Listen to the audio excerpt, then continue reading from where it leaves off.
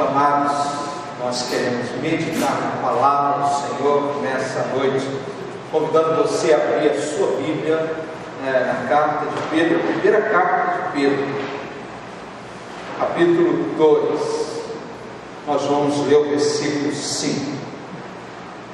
1 Pedro é um dos últimos livros da Bíblia. Você pode ir lá para o final e voltando um pouquinho, você vai passar por Apocalipse, por Judas, por João, vai chegar em Pedro, primeira carta de Pedro, do apóstolo de Jesus Cristo, no capítulo 2, e leremos o versículo 5. E a mensagem de hoje, o tema da mensagem de hoje é a igreja que devemos ser.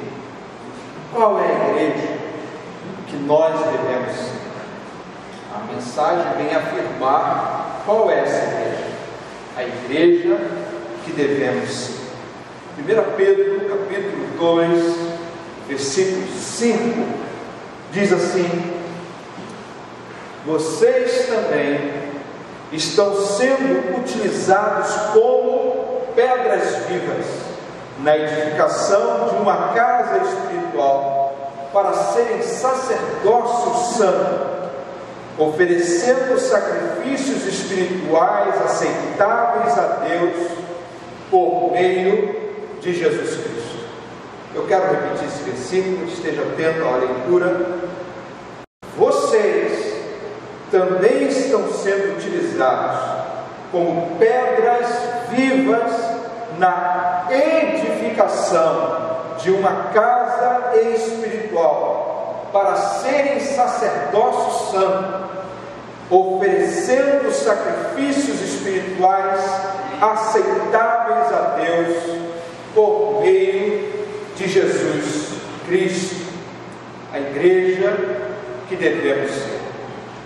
Todos nós costumamos fazer algumas imagens mentais das coisas que estão ao nosso redor, ou das coisas que nós gostaríamos que estivesse ao nosso redor. Então, se eu falo determinado objeto, determinada palavra aqui, o nosso cérebro automaticamente tenta concretizar esse algo através de uma imagem. Então, quero fazer um exemplo aqui. Eu vou fazer assim: pense num peixe. Todo mundo pensou no peixe? Eu não sei que peixe você pensou, mas alguns aqui devem ter pensado numa sardinha, ou talvez num xerelete. Xerelete, não é esse, né? Xerelete, ou talvez um outro peixe qualquer. Mas qual o tamanho desse peixe? Eu não sei se você pensou num peixinho, num peixe ou num peixão, mas cada um aqui fez uma imagem mental a respeito dessa palavra que eu acabei de falar, porque quando nós falamos uma palavra, quando o nosso cérebro tenta processar alguma palavra, nós costumamos construir uma imagem interna em nosso cérebro para poder entender melhor. Então, isso pode funcionar com o peixe ou qualquer outra coisa que nós podemos pensar. E creio também que, de igual forma, cada um aqui tem uma imagem interna a respeito da igreja que você deseja ser, da igreja que você quer participar, da igreja que você almeja ver, ou agora, ou talvez, quem sabe, daqui a algum tempo. Por exemplo, talvez algumas pessoas, talvez não aqui, não sei, mas alguém certamente pensará numa igreja que possa ser uma igreja divertida, onde ele possa chegar ali, se alegrar e ter alguns sentimentos alegres em seu coração por causa da diversão que ela causa. Agora outros, quem sabe, desejam uma igreja que seja um pouco mais tradicional em seu comportamento, mais tradicional em sua forma de ser. Alguns vão preferir uma igreja pequena, outros vão preferir uma igreja maior, uma igreja com mais pessoas. Outros ainda vão poder imaginar uma igreja que seja acolhedora, que abrace as pessoas, que ajuntem as pessoas.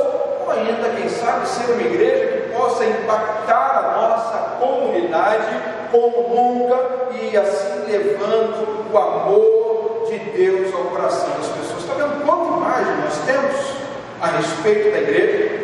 Talvez essa igreja possa ser a mesma igreja, com todas essas características, mas o fato é que você tem alguma imagem mental, algum desejo na sua vida a respeito da igreja do Senhor Jesus Cristo. E hoje, nos dias atuais, nós temos igreja para tudo quanto é gosto. A pessoa pode hoje olhar para um cardápio, escolher dentre tantas denominações uma que mais lhe agrade. Pode escolher uma igreja que seja no lugar que ela deseja congregar, no bairro que ela deseja congregar, e assim por diante. No entanto, a mensagem de hoje, ela precisa ir muito mais além da igreja que eu desejo estar, da igreja que eu quero ser, ou da igreja que eu imagino que seja a melhor igreja que possamos ter, e assim nos aprofundar um pouco mais na igreja que Deus deseja e que nós precisamos ser. Então a minha pergunta é: qual é a igreja que Deus deseja que nós sejamos? Qual a projeção da igreja em nossa mente, daquela igreja que está no coração de Deus e que nós precisamos ser?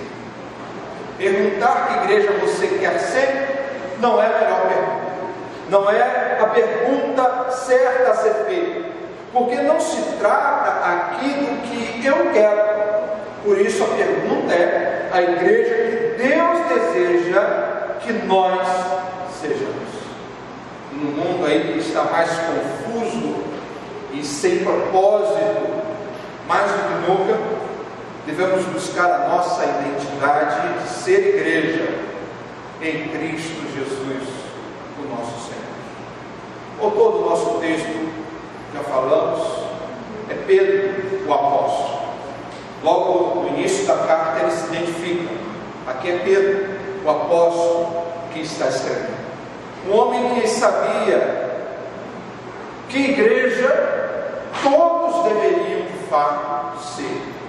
Pedro, nós sabemos que era amigo íntimo de Jesus, não era simplesmente um discípulo, não era mais um apóstolo, era mais do que isso, era um amigo íntimo de Jesus.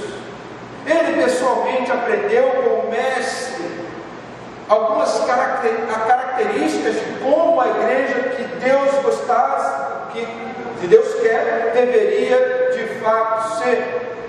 Agora, de certo, nem sempre Pedro soube muito bem qual era essa igreja. Em algum momento ele pensava que a igreja de Jesus era aquela igreja que tirava a espada e lutava pelos seus direitos. Pedro fez isso no Getsemane. Por isso, mesmo estando tanto tempo na presença de Jesus, Pedro estava como que perdido em seus pensamentos a respeito da igreja que Jesus gostaria e quer que todos nós sejamos.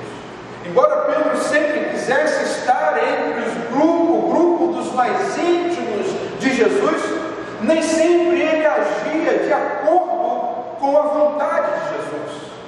Então essa luta interior entre ser e projetar aquilo que Deus quer para a nossa vida, ela certamente estava presente na vida desse homem Pedro, autor do texto que nós acabamos de ler. E talvez, quem sabe por isso, quando ele foi questionado a respeito de Jesus, não hesitou em negá-lo 3 vezes, dizendo que não conhecia o Senhor. Agora, se você vai um pouquinho mais adiante, você vai ver que depois da ressurreição de Cristo, Pedro teve um encontro especial com ele. Esse encontro aconteceu numa praia, e nesse encontro de Jesus com Pedro, ou de Pedro com Jesus, Pedro recebe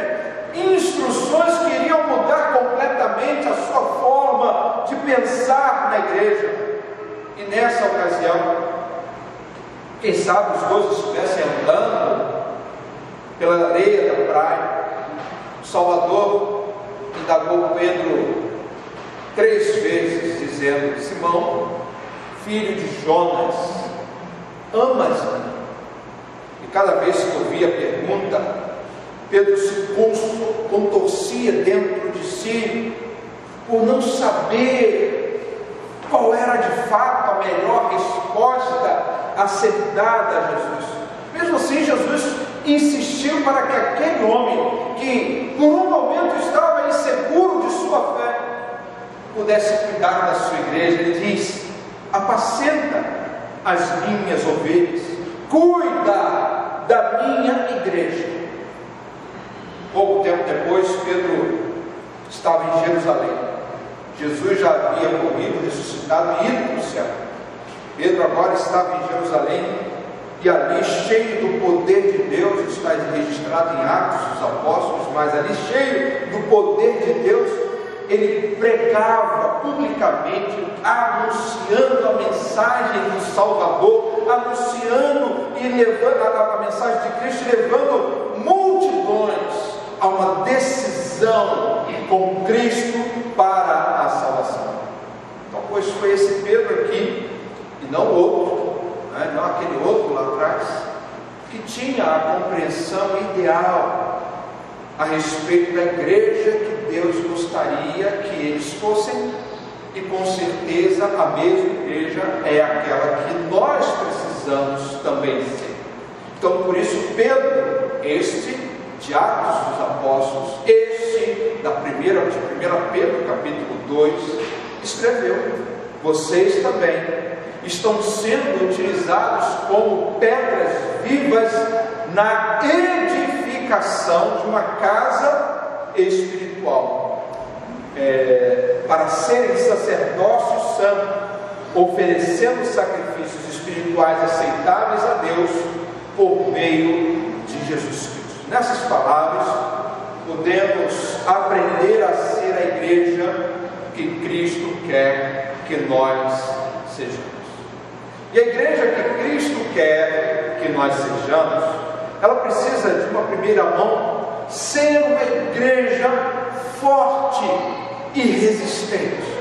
Uma igreja forte e resistente. A palavra diz: vocês também estão sendo utilizados como pedras vivas. Os templos e as sinagogas do primeiro século basicamente eram feitas com pedras grandes, pedras fortes, blocos de pedras que eram cortados e empilhados, formando assim as suas paredes. Mas antes de formar as paredes, aqueles blocos de pedra serviam também como alicerces e chão para aquelas sinagogas e para aqueles templos. O próprio Jesus conta a respeito da casa que deve ser construída sobre rocha. Não tem como construir casas sobre areia. E se você tentar fazer isso, ela ruirá. Jesus ensinou isso. Agora, as casas que devemos construir precisam ser construídas sobre rocha. Essas rochas são chamadas de fundamentos. Fundamentos também podem ser interpretados, entre outras coisas, como regras básicas para qualquer organização vir a funcionar. Nós sabemos, no entanto, que em se tratando de igreja, não estamos nos referindo a um prédio como era a sinagoga de anteriormente, como era o templo em Jerusalém. Não estamos falando apenas de uma instituição religiosa. Na realidade, nós estamos falando das pessoas que compõem essa instituição. Para nós, igreja, somos nós que compomos a igreja do Senhor Jesus Cristo. E Pedro, ao falar sobre isso, ele enfatiza que a igreja que Cristo quer que sejamos precisa ter nela pessoas fortes, corajosas, pessoas resistentes, tal qual pedras vivas, tal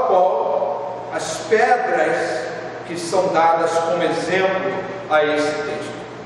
E a força de alguém é percebida quando esse alguém coloca os seus pés e os mantém alicerçados em Jesus. E o que eu quero dizer com isso? Uma pessoa forte mantém os seus pés alicerçados em Jesus. Quer dizer que nós somos fortes enquanto estivermos ligados a Jesus. Desconecte-se, afaste-se de Jesus e você não será tão forte como deveria ser. Fica claro para mim no verso anterior quem é a pedra viva que sustenta de fato a igreja. Porque no versículo anterior, versículo 4, diz que à medida que nós nos aproximamos dele, a pedra viva, é que essas coisas acontecem. Então a pedra viva pela qual nós devemos alicerçar nossa vida, é óbvio, é Jesus. Então a igreja será tão forte quanto mais ela se aproximar de Jesus. Uma pessoa será tão forte quanto mais ela se aproximar de Jesus. Eu converso com muitas pessoas, muitas delas são cristãs, e algumas delas vêm para mim dizendo: pastor, eu estou tão fraco, eu estou tão frágil, e eu fico pensando, por que essa pessoa está fraca? Por que ela está frágil?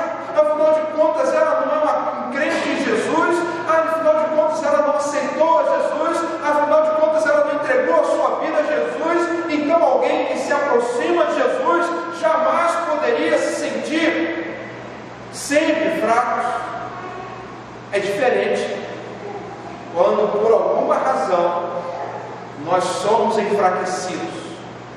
É diferente quando algum momento nós nos sentimos abalados. É diferente. Todos nós aqui somos seres humanos e somos abalados por coisas ao nosso redor, para em seguida olhar para Jesus, o nosso Senhor, e ver que qualquer luta ou dificuldade que nós podemos atravessar pode ser vencida por causa de Jesus. Então, quem se aproxima de Jesus e por se aproximar de Cristo, tal pessoa se tornará tal qual como Ele. Então, se no versículo 4 está dizendo que o Cristo é a pedra viva, agora no versículo 5 está dizendo que nós, tais quais a pedra viva, precisamos então prosseguir em nossa caminhada cristã como igreja de Jesus. Então o versículo diz: nós também somos utilizados como pedras vivas, e a razão é uma só, e eu já falei, porque nós permanecemos firmados na verdadeira rocha. Pedro teve a oportunidade de aprender isso diretamente com o nosso mestre. Quando você lê lá em Mateus capítulo 16, versículo 18, você vai encontrar a palavra dizer: e eu digo que, Jesus dizendo para Pedro, e eu digo então que você é Pedro, e sobre esta pedra edificarei a minha igreja. O nome Pedro, é óbvio, significa pedra. Foi Jesus que ele chamou assim.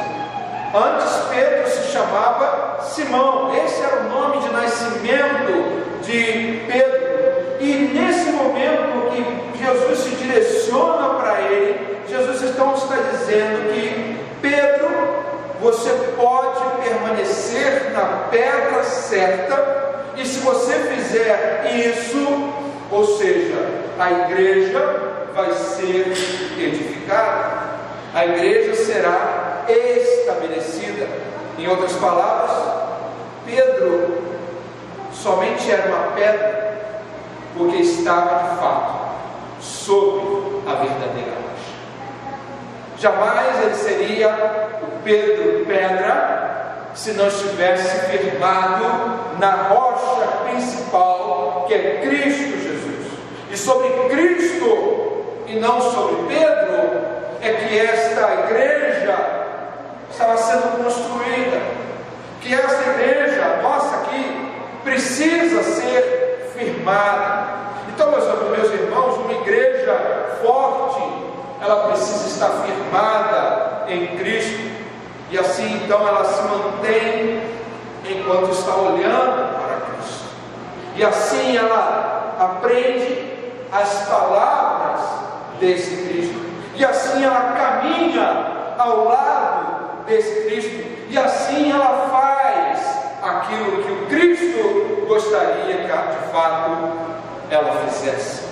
Portanto, e tão somente assim, vocês serão pedras vivas que estão sendo utilizadas para a edificação da igreja de Cristo. E a igreja de Cristo deve ser uma igreja forte e resistente, porque está firme em Cristo Jesus, o nosso Senhor. Uma igreja não se forma somente nos interesses pessoais de alguém. Ela se forma quando Cristo é colocado como seu alicerce principal. Agora, a igreja que Cristo quer que nós sejamos, ela também precisa ser uma igreja, além de forte, ela precisa ser uma igreja consciente dos seus papéis. Vamos lá para o texto e nós vamos encontrar, leio novamente o versículo 5: vocês também estão sendo utilizados como pedras vivas na edificação de uma casa espiritual para serem sacerdócio santo. Aqui para mim, meu amado, está mais do que o papel necessário que devemos entender da igreja do Senhor Jesus. Jesus sempre teve ideias bem claras para a igreja, para a sua igreja, não somente a respeito do seu formato, da sua composição, mas especialmente a respeito da sua missão. A igreja no mundo precisa desempenhar o papel pelo qual ela foi criada. Se a igreja no mundo não desempenhar o papel pela qual ela foi criada, é melhor que esta igreja feche as suas portas. Em outros textos nós vamos encontrar vários papéis atribuídos à igreja de Jesus, mas eu quero me deter, meu amado, a esse texto em específico. Eu quero me deter na declaração de Cristo através de Pedro nesse versículo, e ele diz que nós somos utilizados como pedras vivas na edificação de uma casa espiritual. A igreja é uma casa espiritual, e o alcance desta casa espiritual, ela vai além, é claro, deste prédio que compõe a nossa igreja, desse prédio que abre as suas portas em determinados dias, desse prédio que funciona em determinados horários.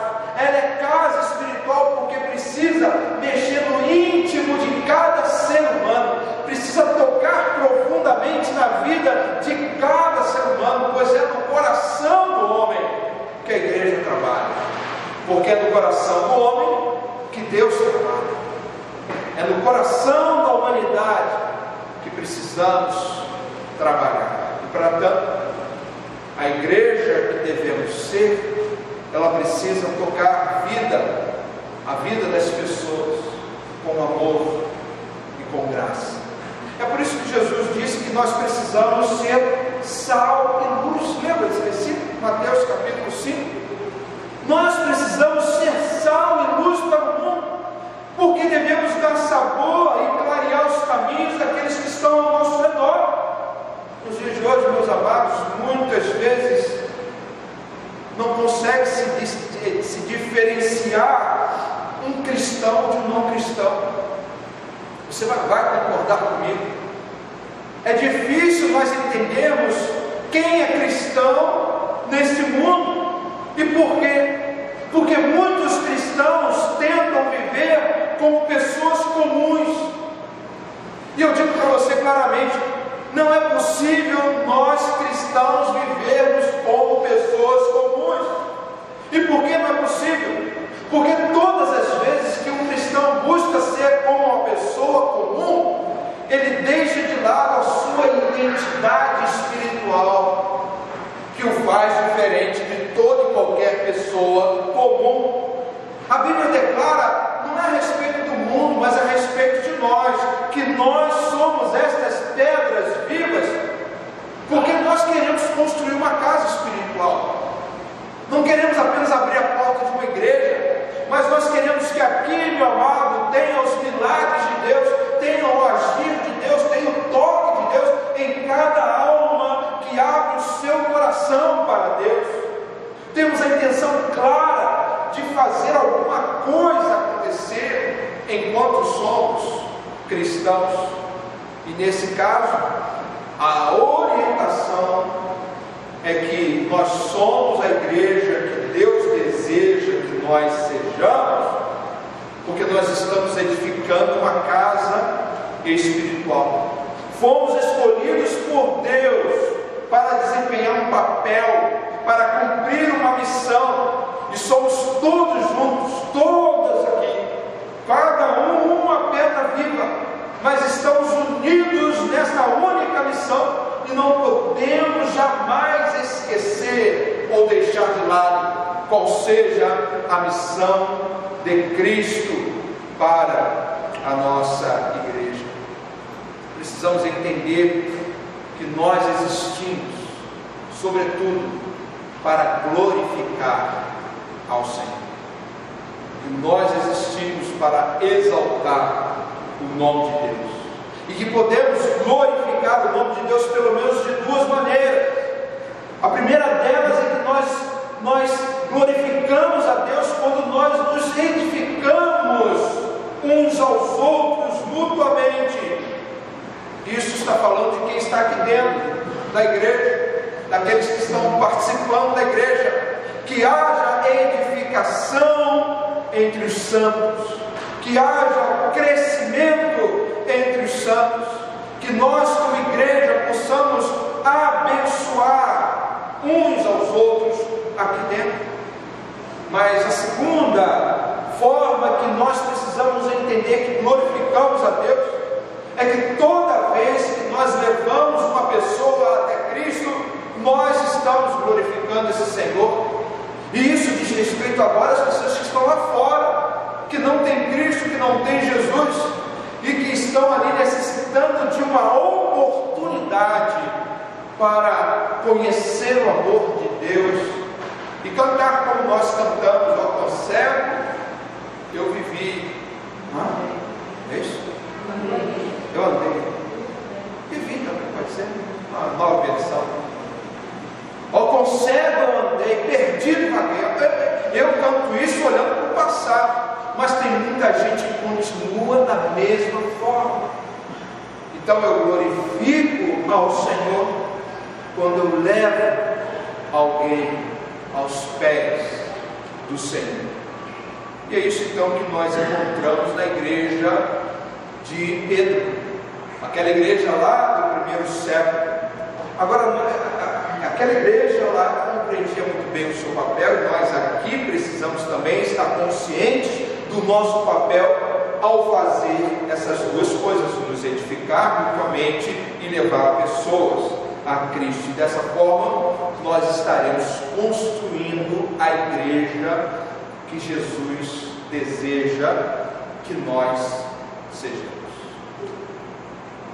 Há uma história sobre um rei em Esparta, na Grécia antiga, que se gabava a um monarca que estava ali visitando naquele momento, e ele se vangloriava pelos muros da sua cidade. Mas o rei convidado olhou para um lado, olhou para o outro e não viu nenhum muro, ele não viu nada construído, e finalmente ele disse àquele rei: olha, você, por favor, eu gostaria de ver os muros que você está falando, que eu não estou vendo esses muros, mostre para mim. E o governante espartano apontou com grande satisfação para o exército, uma tropa muito grande, bem treinada que ele tinha lá, que fazia parte desse grande exército poderoso lá de Esparta. E ele exclamou: está ali os meus muros, são esses guerreiros, eles são os muros de Esparta. Assim como cada soldado espartano era visto como pelo rei como um tijolo ou uma pedra que compunha aquele muro invisível formado de pessoas, nós somos também vistos por Deus como pedras vivas, construindo uma casa espiritual, invisível aos olhos humanos, mas atuante no coração do ser humano. Então, por essa razão, por ter a convicção de que nós somos, nas mãos de Deus, pedras vivas para a edificação de uma casa espiritual, que eu preciso fazer a você duas perguntas. A primeira pergunta que eu quero fazer a você é: em que tipo de terreno a sua vida está firmada? Aqui diz que precisamos estar firmados na rocha, nós vimos isso, a rocha que é Cristo nosso Senhor. Ou seja, uma vida rendida a Deus se torna uma vida forte diante de Deus. Então a minha pergunta, ao voltar para você e dizer: em que terreno a sua vida está firmada? É me preocupando que você é parte da igreja e que você é uma pedra viva escolhida por Cristo, e por isso não pode estar firmado em outro lugar senão no Cristo, que é a pedra fundamental, principal da nossa igreja.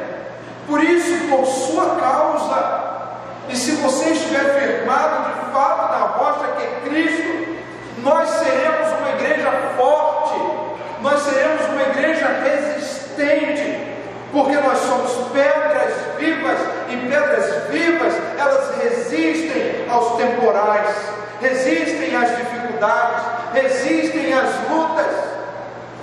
Que tipo de terreno a sua vida está firmada? E eu tenho uma segunda pergunta para você nessa noite. E a minha pergunta para você, essa segunda pergunta é: você tem consciência clara dos papéis, ou seja, dos seus papéis como igreja de Jesus? Eu não quero, meu amado, que nós nos tornemos frequentadores de igreja. Isso tem tudo quanto é lugar. Não é disso que Jesus está querendo. Frequentadores de igreja, eu dou 200 pontos para 20 pessoas ali, elas botam isso aqui para 30, para 40 pessoas, elas vão lotar a igreja. Mas não é disso, meu amado, que Jesus está falando. Ele está falando que todos nós precisamos desempenhar muito bem o papel dado por Deus a nós. É isso que ele está falando. Por isso, se você tem consciência do seu papel na edificação da igreja de Jesus, lembre do que eu falei há pouco, porque especialmente nós temos o papel de sermos o quê? Sal e luz num mundo sem sabor e que vive na escuridão. Enquanto tantos andam por aí sem saber onde irá chegar, a igreja do Senhor Jesus caminha consciente dos seus papéis e os cumpre por uma primeira razão: porque ama a Jesus com todo o seu coração. Então, você sabe por que você deve ser sal e luz? Você sabe por que Jesus convida você a ser sal e luz? Eu digo: para que o mundo veja que há um Cristo em sua vida, para que o mundo veja que Jesus está no seu coração. E essa é a igreja que nós precisamos ser, meus amados. Quando nós olhamos para a última refeição de Jesus com os seus discípulos antes da crucificação, aquela última refeição aconteceu na época da Páscoa, e Jesus ali, durante aquela reunião, durante aquele encontro, lhes deu direção de como ele gostaria que a sua igreja fosse. Por isso, em determinado momento, Jesus pega uma toalha, coloca na sua cintura, pega uma bacia, se ajoelha no pé dos apóstolos e começa a lavar a mesa E a mensagem é assim: como eu fiz com vocês, vocês devem fazer também uns com os outros.